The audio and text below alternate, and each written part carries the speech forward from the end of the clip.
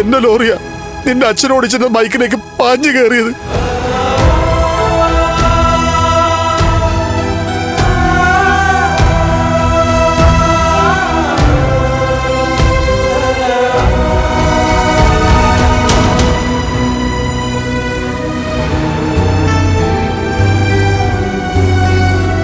ഞാൻ പറഞ്ഞത് കള്ളമാണെന്നുണ്ടെങ്കിൽ മോമോന്റെ ഭാര്യയോട് പോയി ചോദിക്കേ, ലക്ഷ്മിയോട്. അന്ന് എന്റെ ലോറിയിൽ ലക്ഷ്മി ഉണ്ടായിരുന്നു.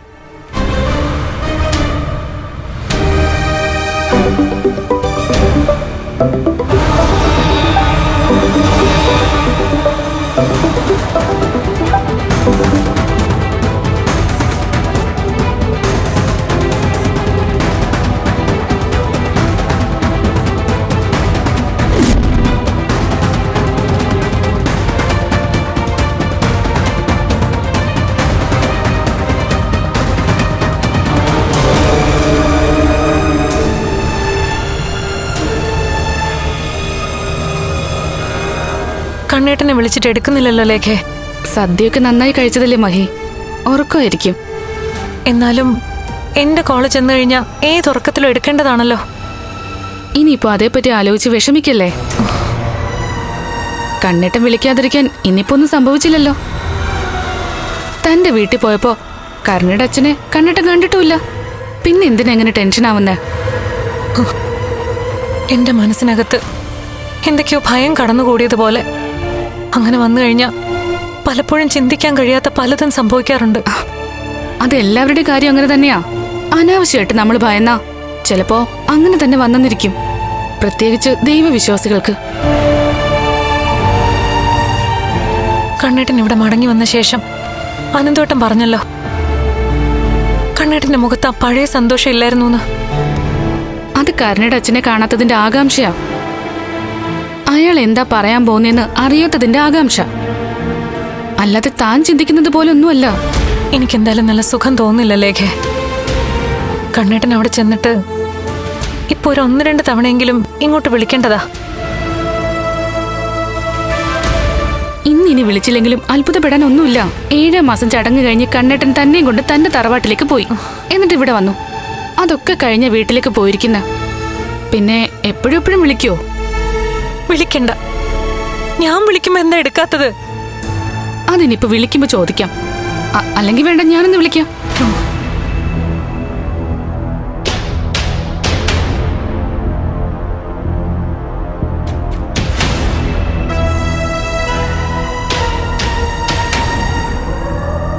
റിങ് ചെയ്യുന്നുണ്ട്, എടുക്കുന്നില്ല. അതാ ഞാൻ പറഞ്ഞത്. പായസമൊക്കെ ഒരുപാട് കുടിച്ചതല്ലേ, മധുരം ചെന്ന് കഴിഞ്ഞാ ആർക്കായാലും ഉറക്കം വന്നു പോവല്ലോ.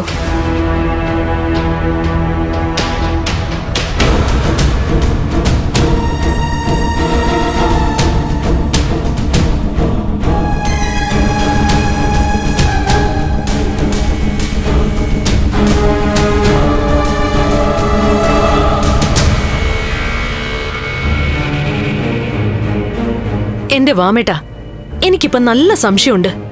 അവൻ നടന്നു തുടങ്ങിയോന്ന്.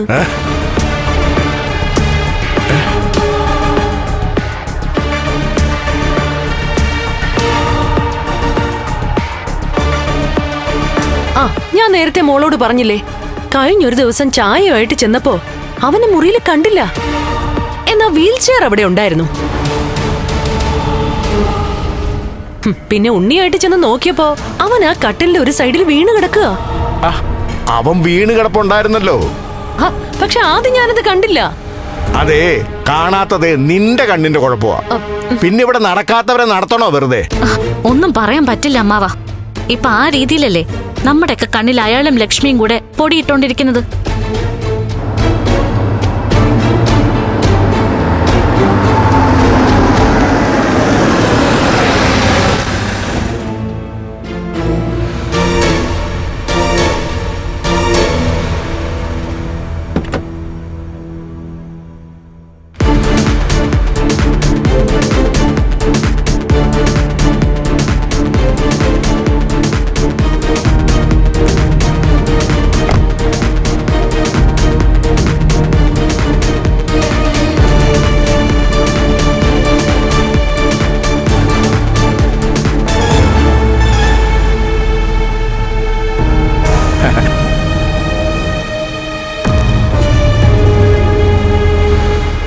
നീ എങ്ങോട്ടാ പോണെ നേരത്തെ പോയത്? ഞാൻ എങ്ങോട്ട് പോയെന്നും എന്തിനു പോയെന്നും നിങ്ങൾ ആരും അറിയേണ്ട കാര്യമില്ല. അതേപ്പറ്റി ആരോടൊന്നും എനിക്ക് വിശദീകരിക്കേണ്ട കാര്യമില്ലാന്ന്. എടാ നീ എന്തിനാ കണ്ണ ഇങ്ങനെ ചൂടാവുന്നേ? ഞാൻ വരുമ്പോ ആവശ്യമില്ലാത്ത ചോദ്യങ്ങൾ ചോദിക്കരുത്. അത് കേൾക്കാൻ എനിക്ക് താല്പര്യമില്ല. അങ്ങനെ ചോദ്യങ്ങൾ ചോദിച്ചാ ഇങ്ങനെയുള്ള ഉത്തരങ്ങൾ പ്രതീക്ഷിച്ചാ മതി. മോളുടെ അച്ഛൻ സമനില തെറ്റി വന്നതിന് ശേഷമാണല്ലോ നിനക്ക് ഈ കുഴപ്പങ്ങളൊക്കെ ഉണ്ടായത്. എടാ അങ്ങേർക്ക് എന്താ നിന്നോട് പറയാനുള്ളതെന്ന് ഇപ്പോഴും മനസ്സിലാവുന്നില്ല. തലയ്ക്ക് വെളിവില്ലാത്തവന് പലതും പലരോടും പറയാനുണ്ടാവും. അതിന്റെ പിന്നാലെ നമ്മൾ എന്തിനാ നടക്കുന്നേ? ഇപ്പൊ അച്ഛൻ പരസ്പര വിരുദ്ധമായിട്ടാ സംസാരിക്കുന്നത്. അച്ഛൻ ഇപ്പൊ സ്നേഹിക്കുന്നവരെ എല്ലാം വെറുക്കുക, എന്നെ പോലും. എന്നാ വെറുത്തിരുന്നവരെയൊക്കെ ഭയങ്കര സ്നേഹമാ. ഈ സമയത്ത് നിന്റെ അച്ഛൻ പറയുന്നതൊക്കെ സത്യമാവാനുള്ള സാധ്യതയുണ്ട്.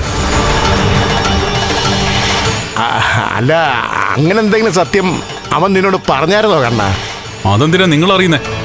അല്ല, നീ നേരത്തെ സംസാരിച്ചപ്പോ നന്ദികേടിന്റെ കാര്യമൊക്കെ പറഞ്ഞായിരുന്നു.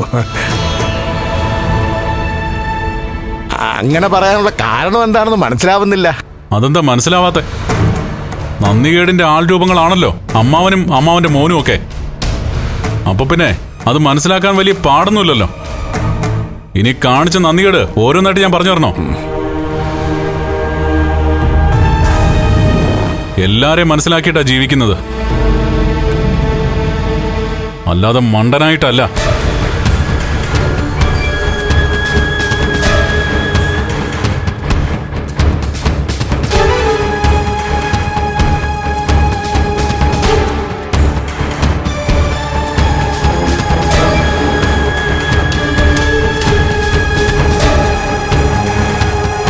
ഇവരെന്താ പറ്റിയെന്ന് മനസ്സിലാവുന്നില്ലല്ലോ. അവന്റെ ദേഹത്തു ഇനി അവന്റെ അച്ഛന്റെ ആത്മാവ് കേറിക്കാണോ? ആ, അല്ല, അല്ലെങ്കിൽ പെട്ടെന്ന് ഇങ്ങനെ ഒരു മാറ്റം ഉണ്ടാവില്ലല്ലോ. ഞാൻ പറഞ്ഞത് വെറുതെ അല്ല ഏട്ടാ. മോളുടെ അച്ഛൻ ഇവിടെ വന്നപ്പോഴേ മോളുടെ അച്ഛന്റെ ശരീരത്തിലായിരുന്നല്ലോ വിശ്വേട്ടൻ ഉണ്ടായിരുന്നത്. അത് ചിലപ്പോ ചാടി ഇവന്റെ ദേഹത്ത് കയറി കാണും. അതുകൊണ്ടായിരിക്കും ഇവനെ കാണണമെന്നും പറഞ്ഞുകൊണ്ട് അങ്ങനെ വാശി പിടിച്ചോണ്ടിരുന്നത്. ആ, ഏതായാലും ഞാൻ ഏട്ടനൊരു ചായ എടുക്കാം.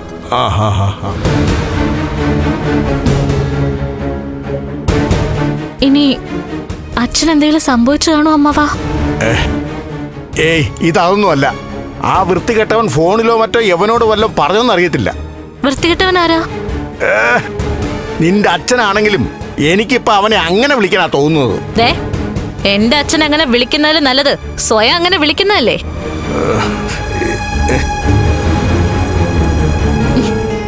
ദേ, എന്റെ അച്ഛനെ കൊണ്ട് വേണ്ടാത്ത പണിയൊക്കെ ചെയ്യിപ്പിച്ചിട്ട് ഇപ്പൊ അച്ഛൻ വൃത്തികെട്ടവനായി. ഒന്നും മനഃപൂർവ്വം അല്ലല്ലോ ഇങ്ങനെയൊക്കെ നടക്കുന്നത്. എന്റെ അമ്മായി അച്ഛൻ അച്ഛന്റെ ദേഹത്ത് കയറിയുണ്ടല്ലേ. നിന്റെ അച്ഛനും കൊള്ളാം, നിന്റെ അമ്മായി അച്ഛനും കൊള്ളാം. ഒരുത്തൻ ജീവിച്ചിരുന്നോണ്ട് മറ്റുള്ളവരെ ശല്യം ചെയ്യുന്നു, മറ്റവൻ മരിച്ചിട്ട് ശല്യം ചെയ്യുന്നു. എന്റെ മോളെ, അവനെന്തോ അറിഞ്ഞെന്നാണ് എന്റെ വിശ്വാസം. അങ്ങനെ അറിഞ്ഞിട്ടുണ്ടെങ്കിൽ ഞങ്ങളെക്കാളും പരിക്ക് പറ്റാൻ പോകുന്നതേ അമ്മാവനാ. അവൻ എന്തെങ്കിലും അറിഞ്ഞിട്ടുണ്ടെങ്കിൽ ഇനി മാസാമാസം കിട്ടുന്ന ശമ്പളം ശോഹയാ. അവനിപ്പോ എന്റെ മേഘന്റെ അക്കൗണ്ടിലേക്ക് പണം ഇടുന്നുണ്ട്. അത് നിലച്ചു കഴിഞ്ഞാൽ അവിടം കൊണ്ട് എല്ലാം തീരും. ഭഗവാനെ, അവനെല്ലാം അറിഞ്ഞ് കാണല്ലേ.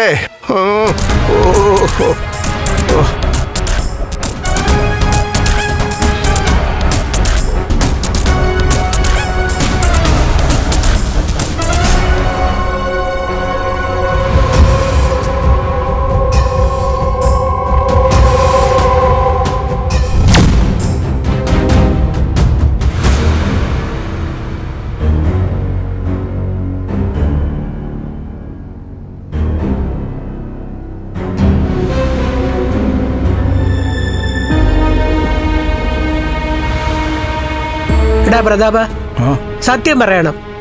കണ്ണൻ ഇവിടെ വന്നപ്പോ നീ കണ്ണോട് എന്തെങ്കിലും പറഞ്ഞായിരുന്നോ? പറഞ്ഞായിരുന്നു. എന്താ പറഞ്ഞേ? ചായക്ക് കുറച്ചുകൂടെ കടുപ്പം വേണമെന്ന് പറഞ്ഞായിരുന്നു. അല്ലാതെ നീ വിശ്വനാഥന്റെ കാര്യമൊന്നും പറഞ്ഞില്ലേ? അത് ഓർക്കുന്നില്ല. അത് നീ പറഞ്ഞിട്ടുണ്ടെങ്കിൽ നിന്റെ കാര്യം പോക്ക. നീ ഇനി ജയിലിനകത്താ. അതിന് ഞാൻ ആരോടൊന്നും പറഞ്ഞിട്ടില്ലമ്മേ. പക്ഷേ നീ ഇപ്പൊ കുറച്ച് ശാന്തനാണല്ലോ. നിനക്കിപ്പോ എന്തോ സന്തോഷമുള്ളത് പോലെ. എന്താ എനിക്ക് സന്തോഷിച്ചൂടെ? കണ്ണൻ ഇവിടെ വന്നപ്പോ നീ എന്തോ വേലയൊപ്പിച്ചിട്ടുണ്ട്. അമ്മയുടെ പാട് നോക്കി പോവാൻ നോക്കിയേ. കണ്ണനോട് സത്യങ്ങൾ പറയണമെന്ന് ഞാൻ ഒരുപാട് തവണ പറഞ്ഞല്ലേ, എന്നിട്ട് ആരും എന്നെ വാക്ക് കേട്ടില്ല. അതുകൊണ്ട് നീ പറയേണ്ടതല്ല അവനോട് പറഞ്ഞോ? ഞാനൊന്നും പറഞ്ഞിട്ടില്ല എന്ന് പറഞ്ഞല്ലേ, പിന്നെ എന്തിനാ ഓരോന്നിങ്ങനെ കുത്തി കുത്തി ചോദിക്കുന്നേ?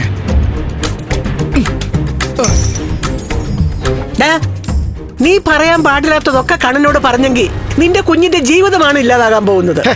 വിശ്വനാഥന് തൃപ്തി കിട്ടണം, അതിനു വേണ്ടി ഞാൻ എന്തും ചെയ്യും. അപ്പോ നീ കണ്ണനോടെല്ലാം പറഞ്ഞല്ലേ?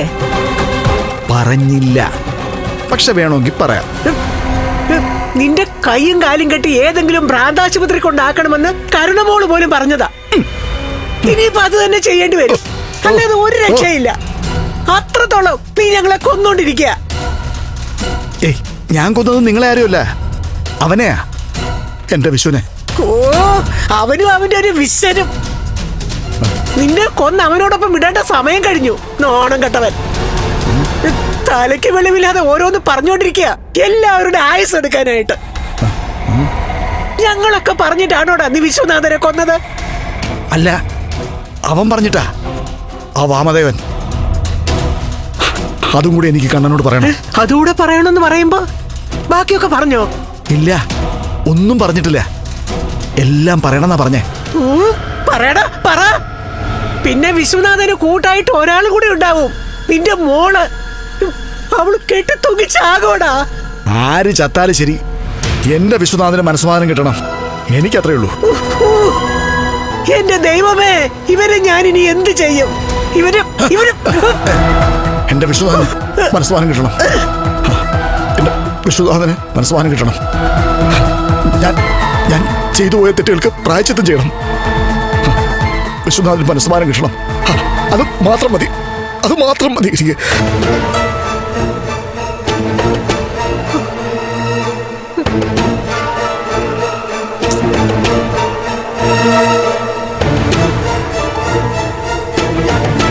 എടുക്കുന്നില്ലല്ലോ ലേഖേ.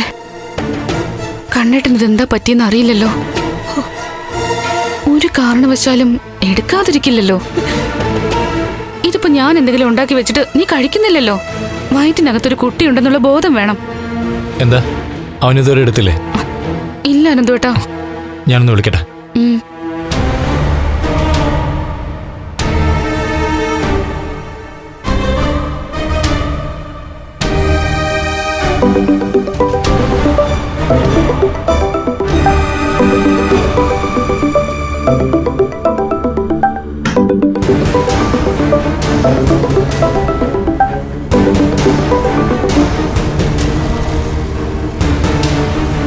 എടുക്കുന്നില്ലല്ലേ?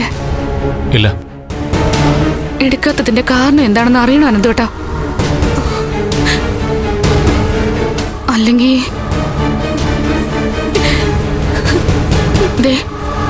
ഈ ഇരിപ്പ് നമ്മൾ കാണേണ്ടി വരും.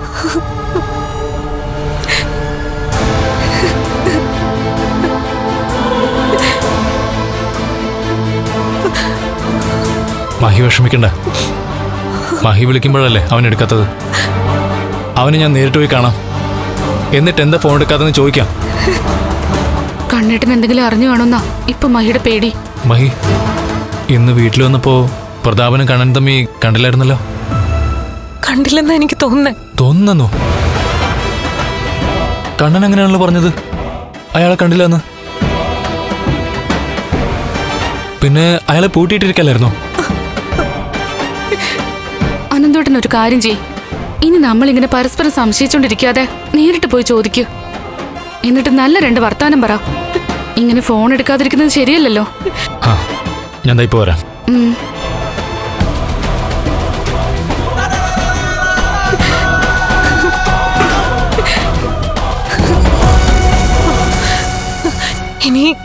ഇനി കണ്ണേട്ടൻ എന്തെങ്കിലും സംഭവിച്ചാണോ?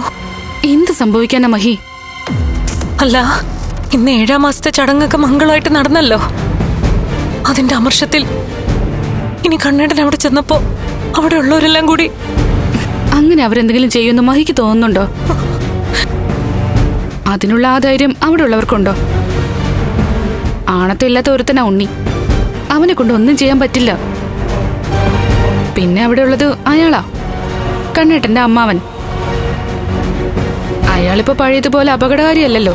അല്ല ലേഖേ, അനന്തേട്ടൻ മേഘന്റെ അച്ഛനോട് എല്ലാം പറഞ്ഞായിരുന്നല്ലോ. അതിനി അയാൾ കണ്ണേട്ടനോട് പറഞ്ഞാണോ? അതിനുള്ള ചെറിയൊരു ചാൻസ് ഉണ്ട്. എന്തോ കാര്യമായിട്ട് സംഭവിച്ചിട്ടുണ്ട്. അല്ലെങ്കിൽ നമ്മളെല്ലാരും മാറിയും തിരിഞ്ഞും വിളിക്കുമ്പോ കണ്ണേട്ടൻ ഒരിക്കലും ഫോൺ എടുക്കാതിരിക്കില്ല.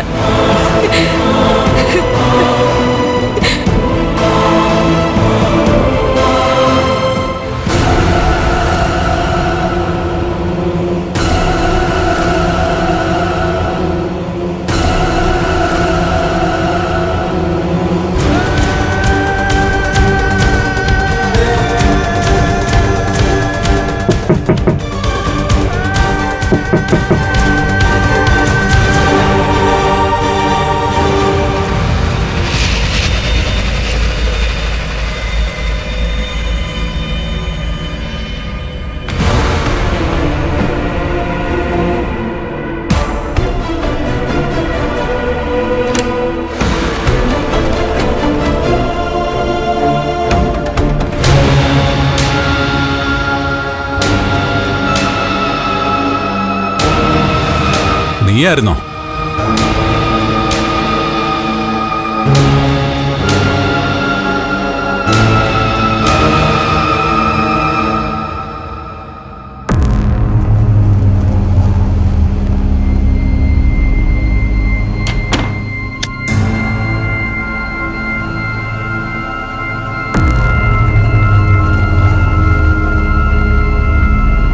എടാ, എന്താ നിനക്ക് പറ്റിയത്?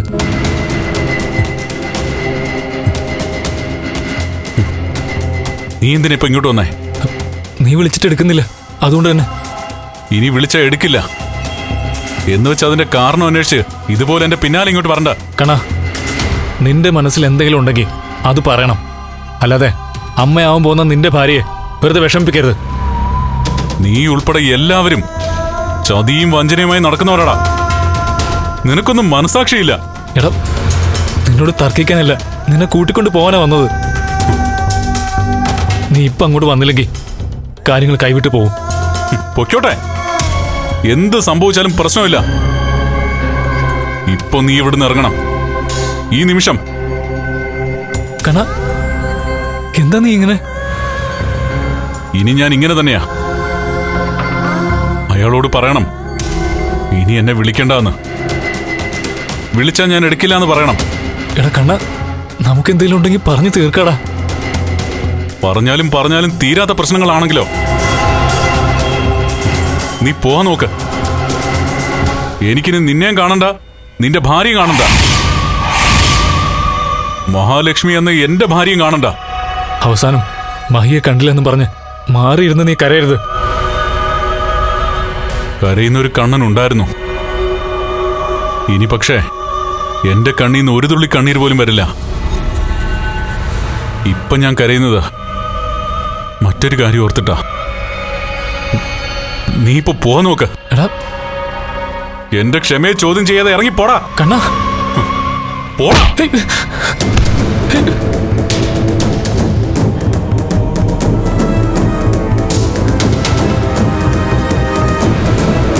കണ്ണ, ഞാൻ തിരിച്ചു എന്നിട്ട് മഹിയോട് എന്ത് പറയണമെന്ന് നീ പറ.